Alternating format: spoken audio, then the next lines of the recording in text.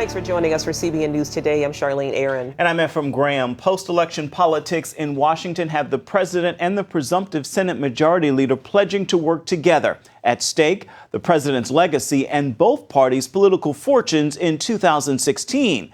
But as Heather Sells reports, many in Washington are not optimistic about what the two can accomplish. The day after an election tidal wave that gave Republicans decisive control of the Senate and extended their majority in the House, the president gave grudging acknowledgement. Obviously, Republicans had a good night, and they deserve credit for running good campaigns. Of course, it was more than just a good night. The GOP picked up at least 7 seats in the Senate and made historic gains in the House, adding at least 10 new seats there. But in extended remarks on Wednesday, the president seemed unmoved and blamed poor voter turnout for the Republican sweep. To everyone who voted, I want you to know that I hear you. To the 2/3 of voters who chose not to participate in the process yesterday, I hear you too. The president and the man poised to take control of the Senate have only met one-on-one twice over the past 6 years. Senator Mitch McConnell struck a conciliatory tone on Wednesday, saying he's happy to try and work with Obama. We ought to start with the view that maybe there are some things we can agree on to make progress. But the new Senate leader also warned the president not to go it alone, especially on hot-button topics. I think the president choosing to do a lot of things unilaterally on immigration would be a big mistake. It's like waving a red flag in front of a bull. McConnell and House Speaker John Boehner have already begun to lay out a GOP agenda designed to impress voters in 2016. It includes construction of the Keystone XL oil pipeline, passing a budget through both chambers for the first time since 2009, and sweeping tax reform. Heather Sells, CBN News. A West Virginia University freshman is now our nation's youngest lawmaker. CBN News first told you about Sarah Blair back in August when she was campaigning out of her dorm room. The fiscally conservative 18-year-old was elected to the House of Delegates on Tuesday. She'll represent a small district in West Virginia's eastern panhandle. Blair defeated her 44-year-old Democratic opponent 63% to 30%. A third candidate got 7% of the vote. Blair used her age as a campaigning tool, saying the voice of young voters should be heard in the state capitol. And you can see our story of her campaign on cbnnews.com. The U.S. elections are sparking new hopes and fears about the Obama administration's Mideast policy. U.S.-Israel relations have reached a new low under the Obama administration. But some believe the new Senate will take steps to hold the White House accountable for the way it treats our top Middle East ally and for the way the U.S. has funded regimes that support terrorism. Still, concerns are mounting. President Obama will also try to rush a deal with Iran before the new Senate takes power. I'm concerned that they're going to try and ramrod these negotiations through before a new Senate and Congress is allowed to take power next January. I think that it's high on the Obama administration's list to reach an agreement with Iran, and more importantly, to prevent Israel from doing anything to stop it. That sounds just unbelievable, but that would be the central foreign policy of the administration, but that seems to be exactly what it is. For several weeks, violent riots and terror attacks have rocketed eastern Jerusalem. Palestinians accuse Israel of endangering the alAqsa mosque, but what's really behind it? CBN Middle East Bureau Chief Chris Mitchell has that story. It happened again on Wednesday. A Palestinian terrorist used a vehicle as a weapon to plow into Israelis, killing 1 and wounding 13 others. The attack took place at this intersection not too far from Jerusalem's Old City. It's the second attack of this kind in just the past 2 weeks, and many are wondering if this is the new weapon of choice for Palestinian terrorists. Later, another terrorist rammed into 3 soldiers at a bus stop outside Jerusalem. Earlier in the day, Palestinians rioted on the Temple Mount. Police spokesman Mickey Rosenfeld said they're separate issues. There are tensions in Jerusalem, but our aim is to do everything possible to both deal with these types of incidents and, of course, stay one step ahead and prevent those incidents from taking place. But Hamas itself made the connection. Shortly after the first attack, the terror group said it was intended to defend alAqsa, the mosque on the Temple Mount.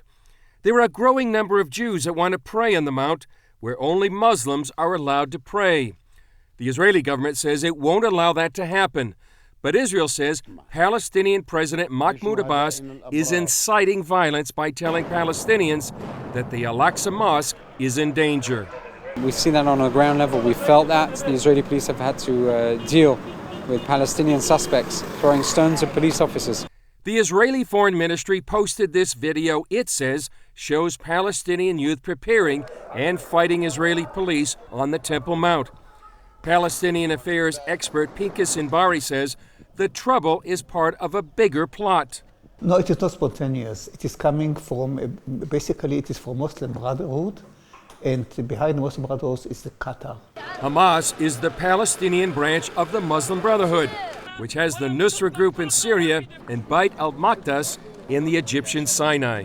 All of them together, and they want to make Jerusalem the main subject, top of the agenda, in order to regain the Arab masses again.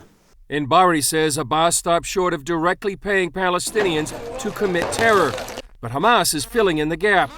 However, he says the call to violence is not resonating with most Palestinians. It is far, far below the expectation of Muslim Brotherhood. Jerusalem, by far, generally speaking, is not dragged into the conflict. Chris Mitchell, CBN News, Jerusalem. A 90-year-old chef and 2 ministers face criminal charges for feeding hundreds of homeless people in Florida. They're accused of violating a new city ordinance in Fort Lauderdale that prohibits feeding the homeless in public. This is the second time the elderly chef with the big heart has faced off with police in recent days. Wednesday night, police fingerprinted him at the scene and issued a citation. The city ordinance took effect on Friday. The experts have all said, if you are going to simply feed them outdoors, to get them from breakfast to lunch to dinner, all you're doing is enabling that cycle of homelessness. They don't receive the aid and the assistance they need to receive. It's our right to feed people. It's a First Amendment right, and I believe in the fatherhood of God and the brotherhood of man, and we should be allowed to feed our fellow man. Chef Arnold Abbott runs a nonprofit group called Love Thy Neighbor. Police also arrested him and ministers Dwayne Sims Sunday as they handed out food to homeless people in a park.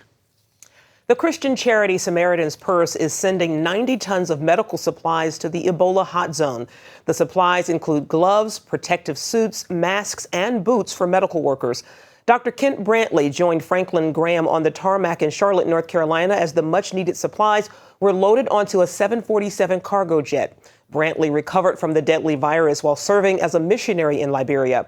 He says he's worried that other medical workers might not volunteer to help victims because of the threat of being quarantined when they return to the U.S.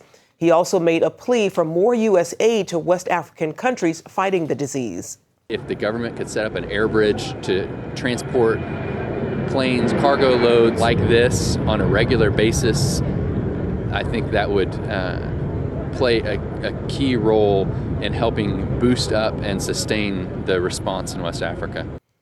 Brantley has also made public appearances before Congress about the Ebola epidemic.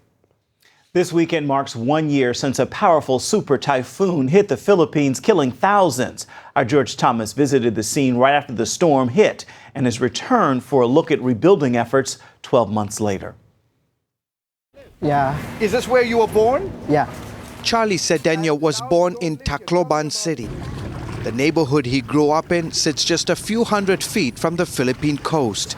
Today, the unimaginable task of rebuilding a mess that looks like this. I was here days after Typhoon Haiyan slammed into Cedeno's coastal neighborhood. This footage shot on a small drone shows the devastation.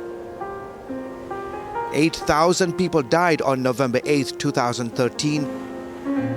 Tacloban was hardest hit, with 30,000 homes destroyed. Today there are many people who are still living in tents. Yes, that's right, and many haven't left because they don't have a house to live in. Michael Saoy is among the 15,000 still living in tents or makeshift homes. In a year, the government here has managed to build only 50 new homes. It's still very hard and little has changed. I'm looking for ways I can overcome my situation, but the government is moving too slow. Show us where your room is. Show us where... Cedeno is one of the fortunate to have a new home. CBN Disaster Relief built him and 1,500 other families transitional homes. And when the typhoon destroyed the company where he worked, CBN Disaster Relief hired him. I'm so happy because they gave us a house and they gave me a job. I'm proud to be part of an organization that really helps people. There were about 16,000 businesses operating here in Tacloban prior to Typhoon Haiyan. Today, about 7,000 are back in business. One of them is Calizi Cafe, owned and operated by Jerry Ruiz. So, Jerry, what are we eating today? We're having the classic, the best sellers of Cali. The restaurant suffered a lot of damage, but 2 weeks after the typhoon hit, he decided to open for business to send a message to his city. We were trying to set an example. It was trying to get the morale of everybody to get things back to normal. This Saturday, marking the one-year anniversary, Michael Dika Timbag will join his countrymen in remembering that fateful day. He lost his mother in the typhoon, and today, she, along with 3,000 others, are buried in this mass grave. It's very painful to know that she's here, but I cannot grieve forever. I have to try to move on in the midst of this storm. City officials are putting the final names of the deceased on crosses before Saturday. The difficult part is that you are burying people, and this weighs on our hearts. But it's our duty to create a sacred place that people can come and remember. George Thomas, CBN News, Tacloban, Philippines. Coming up, Christianity is threatened in the Middle East. Hear about the Hollywood power couple that's stepping up to help. 45 people are behind bars in Pakistan accused of a brutal mob beating that left a Christian couple dead Tuesday. Pakistani police say a group of Muslims accused the couple of desecrating the Quran. Then hundreds of Muslims joined in the attack. The mob killed the couple and burned their bodies in a brick kiln where the man and his wife worked. A Hollywood power couple is stepping up to help persecuted Christians in the Middle East.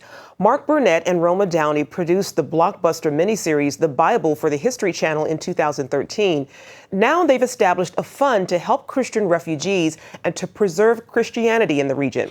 The Cradle of Christianity Fund seeks to raise $25 million, and the couple donated the first $1 million themselves. Dr. Chris Seipel is president of the Institute for Global Engagement, which will administer the fund. Recently, Christian World News anchor Wendy Griffith spoke with him about it. Dr. Seipel, the initial goal of the fund is to help Christian refugees. Tell us, what are their needs? Imagine if you're a family of 4 and the husband is taken outside and you're asked, you need to convert to Islam. If you don't, we'll kill your husband, we'll sell you and your 13-year-old daughter into slavery, into sex trafficking, and we'll send your boy to a madrasa. Imagine if your children are placed before you and they are asked to convert, or your parents will be beheaded. And there are several 100,000 of you in your community who are just trying to survive. This is the situation that motivated Mark and Roma to get involved. They came to us and said, can we partner? Obviously, we are focused on the plight of Christians because it is so overwhelming, and we need to do so quickly because winter is coming. Well, Chris, who are you working with on the ground to help the refugees? We were invited by the King of Jordan, a Muslim, a descendant of Prophet Muhammad, and he invited us to meet the leaders of the ancient churches, those churches that have been there since the first century, many in the East evangelized by St. Thomas. And he asked us to work with them. So they're our first and primary partner, especially for the first $25 million. We've got to get stuff to them, jackets, kerosene heaters, blankets, winterized tents called caravans to get them through the winter. Dr. Seipel, it's interesting. We haven't heard much from Jordan with the rise of ISIS in the last few months. Why is King Abdullah so concerned right now for these persecuted Christians? King Abdullah is a very interesting man who should command and does command great respect. He is a Muslim. He is 43 generations ago. The Prophet Muhammad, according to them, is one of his ancestors. He's a direct descendant. So when he says something, it means something in the Muslim majority world. And he has said repeatedly, most recently at the UN in September, that Christians represent in the past, the present, and future an integral part of Middle Eastern identity that is essential to the well-being of society and to the stability of the region. For us as Christians, this is where it all began. And this is where it'll end, depending on what your theological persuasions. But we know end times will come and be a part of this too. And Christians are a part of that story. How will the fund help preserve Christianity in the region? Well, it's going to go to serve Christians and other faiths, to be sure, but serve Christians and give them a reason to stay. But they need money to do that. The fund enables them to do so. All right, we appreciate your time, Dr. Chris Seifel. Thanks so much for being with us today. Up next, he is a marked man hated by millions for calling Islam a dangerous, violent religion. Our astonishing exclusive interview with Dutch politician Geert Wilders when we come back. Islamic State fighters tortured and abused Kurdish children after taking them prisoner earlier this year in the important battleground town of Kobani. They reportedly beat them with hoses and electric cables. Human Rights Watch based that conclusion on interviews with several of the boys. ISIS captured 150 back in May while the boys were returning home after taking exams. They ranged from 14 to 16 years old. Around 50 of them escaped early on. The rest were later released. They said some of the worst abuse was directed toward family members of the Kurdish militia who are fighting against ISIS.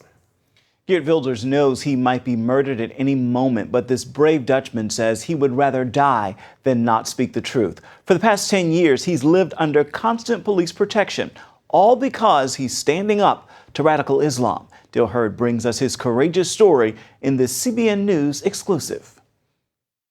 He is one of the most controversial figures in the world, hated by millions, marked for death. He is Dutch Parliament member Geert Wilders. Wilders believes the religion of Islam is violent and dangerous, and because he has said so publicly and persistently, he has given up a normal life. It was 10 years ago this month that Wilders began living under police protection. It began after the murder of Theo van Gogh, who made a film attacking Islam. Dutch police believed Wilders might be the next victim and showed up at his door. And they were wearing machine guns and bulletproof vests. And I said, hey, what is happening? And he said, well, we don't know what is happening, but you have to leave now in 3 minutes. So I could just take some shirts and went away, and we didn't know where we went, where we would go. The police didn't even know. We changed cars and we ended up in an army barrack. And since then, 10 years ago, I have not been home. It's not only the threats, but it's the fact that you lose your freedom and your privacy. My wife and I lived for a few months in a prison cell in Zeist, where the Lockerbie suspects used to be imprisoned. And nowadays, we have safe houses. I live in a safe house from the state. Do you ever wonder if you made a mistake? Has this been worth it? Well, I'm sure I did make no mistake.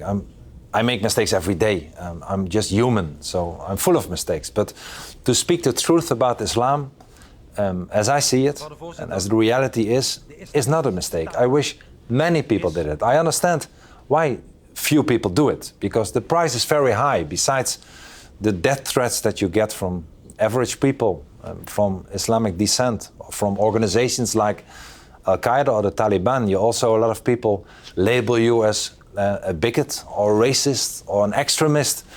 They try to hurt you in any possible way. You are sued, like I have been and will be again, by a criminal court or by another court. They will sue you, they will threaten you, they will label you. So I understand it's not very attractive to speak out against the dark forces of Islam, to be proud of our own values and identity that I believe are based on Christianity and Judaism and humanism, not about Islam. And you pay a very high price. So I understand that people don't do it, but people should do it. And what is happening with the Islamic State nowadays in the last few months has opened the eyes of so many people. So I hope it will change. You can't think of doing anything else. You never wished you had done something else to have a normal life. I wish I had a normal life, yes. I would be lying to you if I would say that that is my most important wish, to lead a normal life. But even more important than that is to fight Islam, to fight for our freedom, the freedom of our society, to be proud on who we are. And I really strongly believe that Islam is dangerous, Islam is violent, Islam wants to dominate, not assimilate in our societies. And our countries, our free societies will change. And Christians, Jews, apostates, we will be the first one to pay a price if Islam will get its way in our free society. So we have to stand up and fight against it. And I would rather die than not be able to speak freely. Speaking of dying, some don't believe you'll die a natural death, that sooner or later terrorists will get to you, and they're planning to kill you at some point in the future. Yes. Yes. You know, it's better not to think about that every day, about the threats and what could happen to me or my family. It would be impossible to live by. So I don't, but you are right. It can happen. It can happen. Are you willing to spend the rest of your life in police protection? If it has to be like that, then I will have no choice. It's better to have police protection than to be dead. Finally today, a little happy health news. Eating walnuts could help keep your brain healthy as you get older, and that's because they may help prevent dementia and Alzheimer's. Walnuts contain healthy ingredients like omega-3 fatty acids and antioxidants that are good for your brain. Those are the findings from a study on mice published in the Journal of Alzheimer's Research. The researchers also found, in addition to having a better memory, the mice had better learning and motor skills. The mice ate the equivalent of around an ounce of walnuts a day. Bring on the walnuts. Adding that to the diet for sure. Definitely. Well, that's it for now on CBN News Today. You can find more of our exclusive coverage of the issues you care most about at cbnnews.com. We want to hear what you think about the stories you've seen here today. You can do it on Facebook or at CBN News on Twitter. Hope you join us again right here next time. It's Thursday. Make it a thankful one.